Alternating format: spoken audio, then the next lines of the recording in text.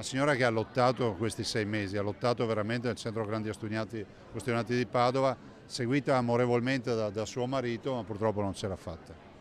E quindi le mie condoglianze vanno al marito e ai suoi familiari e il pensiero va a tutte le altre 21 vittime che sono morte in quella tragedia. Se n'è andata dopo quasi 6 mesi di sofferenze Rosalía Rodríguez Méndez, ufficialmente la 22esima vittima della strage del bus di Mestre. È stato lo stesso presidente del Veneto Luca Zaia a darne comunicazione nella tarda mattinata, tratteggiandone anche un ricordo. Poetessa perché scriveva poesie, si occupava della cultura delle Asturie. Rosalía, 52 anni, era tra i 15 passeggeri rimasti gravemente feriti dopo il volo fatale dal cavalcavia della Vempa quella tragica sera del 3 ottobre. Alla guida del pullman il 40enne trevigiano Alberto Rizzotto. Con la 52enne c'era anche il fratello, che ha avuto però una sorte diversa e dimesso già a fine ottobre. Di quei feriti, dopo 6 mesi, resta ancora ricoverata una bambina di 4 anni, il cui decorso nel reparto di chirurgia plastica risulta regolare. Si è fatto di tutto, abbiamo ancora